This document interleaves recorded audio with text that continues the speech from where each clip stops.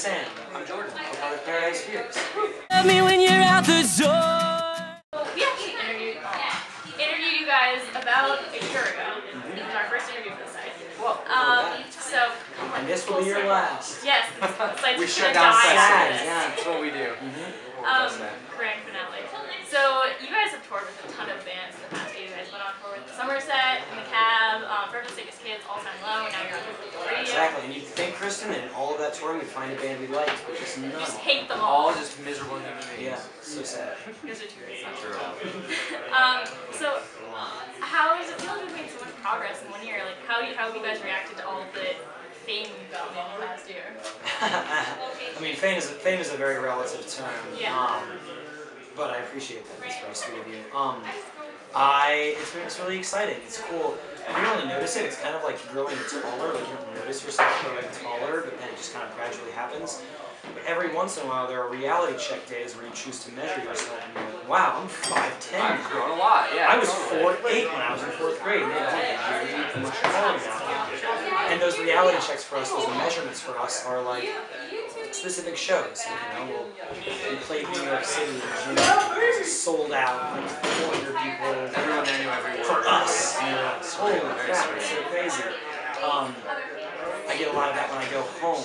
My parents are like, I'll be telling them stories. They'll be like, you realize when I'm on show up, you're talking about all these amazing things happening to you? I'm like, yeah, take care. It's incredible, but you know, I try not to notice it. If you guys had to describe the past year in 3 words, that would be Smelly. Whirlwind ice cream. very good. It's been like Smelly's not really awesome. Smelly was good. Occasionally. It wasn't even that smelly at all. I got that one a lot of work for. Everyone just likes thunder and smelling. We're pretty... So shower, Toothpaste. toothpaste. Cool. Very good. What's one moment that's stood out to you guys as like defining your career so far? The very first night of our headlining tour in June, we played Boston, Massachusetts. The show sold out. There's 350 tickets that were sold. We had a speech on a song that we just added and released maybe a month before that. So we didn't expect it to come out that well. We had to step up in the front of the stage and talk to a speech about it. Everyone was screaming it back to me, and I put my mic down because it didn't matter. I couldn't hear myself anyway. I just listened to them do it.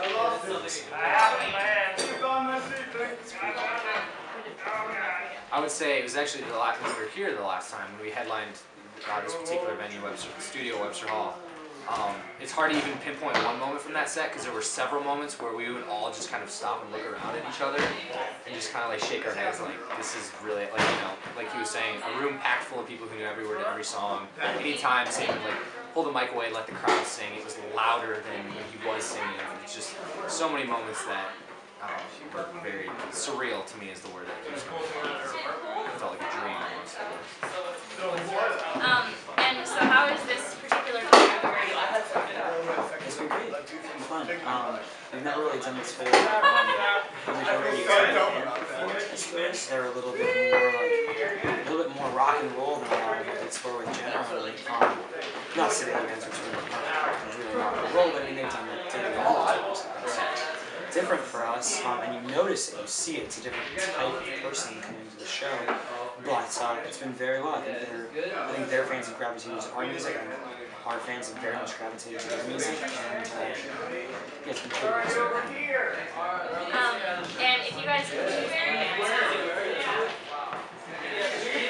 I want to do the Parachute tour. We were lucky enough this past summer to play a couple shows with Mariana's Church. Just kind of random shows that came up last minute, and I was just blown away by their stage show, their talent. So to be able to do a full tour with them would be cool. Yeah. And sort of similarly, a dream collaboration if you could like write with any other artist who is out there. Like as a guitarist and just as a fan of cool music that sounds good, he's pretty good at that. He writes some incredible songs. Shania and Drake are two of my favorite rappers, and Macklemore I don't know. I want to do a song with a rapper. I think it'd be cool. I think it'd be interesting to get that kind of perspective, and particularly given how honest and genuine those people are. So. Yeah. Are you guys working on any new music as of now? No. Next question, please. Yeah, we recorded a full album. Yeah, actually, yeah. Do you guys know when how that's coming along? It's coming along. It's coming along terrifically. We've spent 3 months on it so far. It still probably has about a month or 2 left to go, and then it will go into like the marketing, advertising, radio phase of the album release. So we don't know exactly what the release date is going to be. We still know there's plenty of post-production to be done on it, but what we've heard so far has been very, very cool, and it's something we're super proud of. The songs are just Now, interesting question that actually one of my other interviewers came up with. If you were falling down an elevator shaft, what 3 moments would flash before your eyes? Pretty heavy question. I would definitely remember that moment in Boston and think about music and that career. I would have a Christmas morning moment with my family because they are the most important thing in my life, and they're what I would miss the most if I was dead because of an elevator shaft that was somehow. I don't know. What did I do something to Could there be like a pool of water at the bottom that Yes. you could at least fall You into? have a chance, but if you see it That flashing. moment when you fall, you're Yes. like, wow, this is it. But then you see the water, and then you're fine. I need to kind of experience it here. Do you have a gun? One in my bag, actually. Okay, good. Can you have that We out? do some Russian roulette to simulate this a little bit. You were kidding? I think as New York City. I actually wasn't sure. I carry one everywhere. I was like, it's can you okay. pull a I bring it gun? to all my interviews. Can you Actually, pull a in case gun I on me go so I back. can feel it? That's smart. Feel what it's like to be almost dead. It's a very interesting feeling. What is something kind of similarly? What do you want to be remembered for? As a band, as a person, as anything. Having a really big brain. Yes. Way smarter and cooler. I would say like being known as like kind of an eternal optimist. Like in any situation, being able to find the positive out of it, and kind of always being able to take any situation and shine a positive light on it. I would say. I hope when people look back on my life, they can pull a couple of like distinct quotes, or just remember me for in a similar token, having a certain amount of perspective, and I hope they can take my experiences with looking at life in perspective and apply it to their own. And I hope they say, as Sam Miller once said. Everyone will be quoting you. Insert quote here. Yes. Ideally. Yes, that would be very nice. If you could switch places with anyone for a day, who would it be? Sam. No. I don't like him enough. I think it'd be cool to be John Mayer. Yeah. I just play the guitar myself and like, man, I am really easy. This is awesome. really fun. I'm really Wow. talented. Look at my fingers move all fast. And what is your most embarrassing teenage memory? Oh man. Homecoming week, there was this game. We had something called Noon Olympics, where every day a couple members from each class would go on the basketball court and like play some sort of game. And there was this one game where everyone put their shoes in the middle of the court, and then you spread to the corners of the basketball court. And on 3, you would run in, and the goal was to find your shoe. And a couple of the older, like upperclassmen, grabbed my shoes and threw them to the other side of the room, and I didn't realize it. And so there I was, just digging through all these shoes, looking through my shoes. And, like, the whole crowd knew, like, clearly my shoes were on the other side of the room. I had no idea. I haven't slept since.